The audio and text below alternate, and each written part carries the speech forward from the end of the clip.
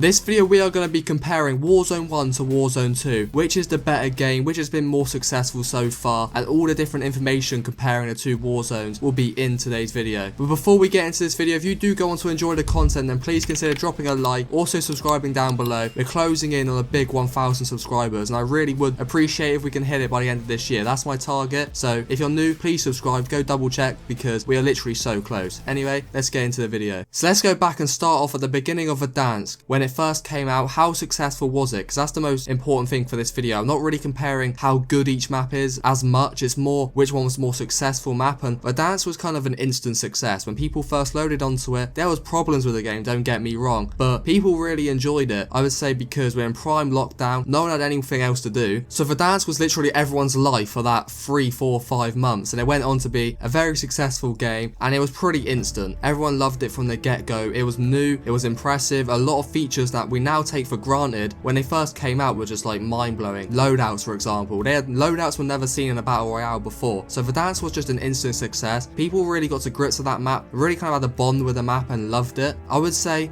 the start of Warzone 2, is the success as similar?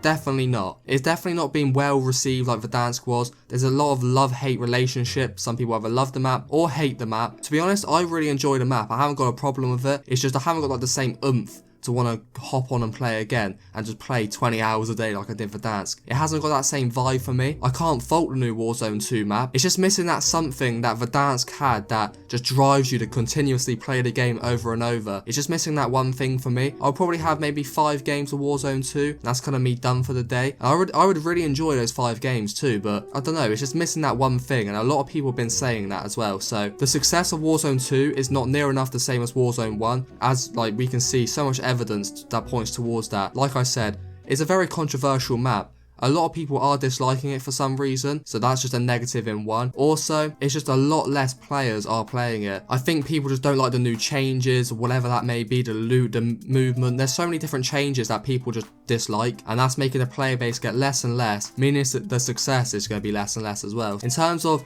success at the beginning of the game, Verdansk definitely takes it, and just Rebirth Island as well. When Rebirth first came out, instant success. I'm hoping with the new Warzone 2 Rebirth, when it comes out, it just has that same effect. It brings a lot of players that either have never even played Warzone or are taking a break so they don't like the new Warzone. It brings them all back to the game and forms that massive community that we had through Warzone, because right now it's kind of 50-50. Everyone's here, there and everywhere. People are not liking this new Warzone and not liking the old one either with Caldera, because that was a stupid idea. I said in the video explaining about Caldera, they should have made it Verdansk. No one liked Caldera in the first place, and making that kind of the only remains we have of Warzone 1 is just ruining the legacy. It was a shit idea. Whoever made that idea at Activision, you're an idiot. Like, realistically, oh my god. Caldera was shit from the get-go, so let's make it the only thing to remember about a game. It just doesn't work. Doesn't make sense. Comparing the two maps though, I really like both of these new maps, I would say, but comparing Verdansk to Al Mazrah, both these maps are really good, both unique. They both have OG POIs throughout other Call of Duties that makes the map really good. It's really good. The map designs are really good for both maps. So I wouldn't really say one's better than the other. It's more just personal preference or whether you prefer one or the other. In terms of detail and actual like specifics of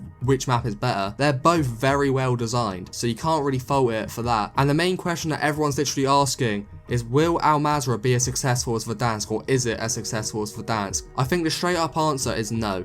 I don't think it will be. It's definitely not right now. And that's because everyone's just kind of over Warzone at this point. Especially a lot of Warzone players only strictly play Rebirth. So with that not being out right now, even if Verdansk was the map today, it wouldn't be what it was at the beginning, because a Rebirth community has been formed with the fast paced, like getting your loadout straight away, only having about 50 players in a game. That's kind of like the new game now. The OG Warzone we know of 150 players. Either way, whatever map that will be, it just won't be the same now, because a whole smaller version of Warzone community has been formed by Rebirth. In a way, Rebirth has sort of ruined Warzone. If you think about it, it sort of has, because even if we have Verdansk had the best map in the world, people want the fast-paced stuff, so it just wouldn't be as successful anyway. Either way, thank you a lot for watching. Smash the like button, subscribe down below, and I'll see you guys in the next video.